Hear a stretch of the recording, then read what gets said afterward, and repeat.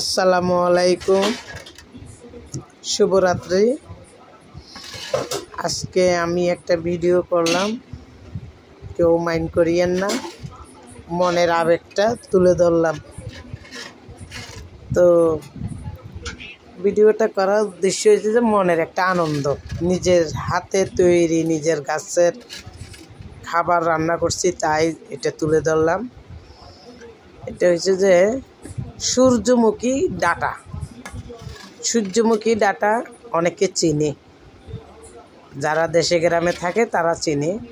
তো আমার বাড়ির পিছনে কিছু সূর্যমুখী ডাঁটা আমি রোপণ করেছিলাম।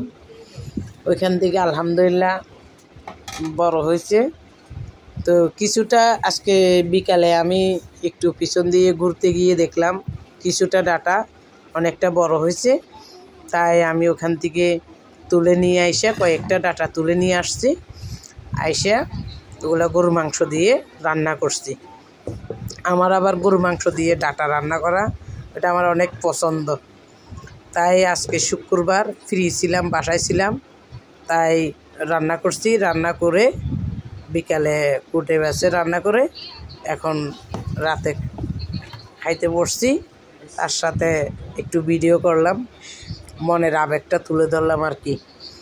তো ভিডিও করে আপনাদেরকে দেখাইতেছি। দেখানোর উদ্দেশ্য এটা যে নিজের হাতে বীজ রোপণ করে ওইটা তুলে খাওয়ার আনন্দটাই আলাদা। তাই তুলে ধরলাম, আপনারা কিছু মনে করিয়েন না। ওই কে গরুর মাংস দিয়ে ডাঁটা দিয়ে খান আমি তো জানি না, আমাকে কমেন্টসে জানাইন কত যে মজা। আর যারা খান নাই তারা খেয়ে দেখিয়েন, আমার মতো গরু মাংস দিয়ে রান্না করে খেয়ে দেখিয়েন। অনেক মজা, অনেক ভালো লাগবে, খাইতে অনেক স্বাদ লাগবে। খেয়ে দেখিয়েন। আর আমার ভিডিওটা দেখে কেউ মাইন্ড করিয়েন না।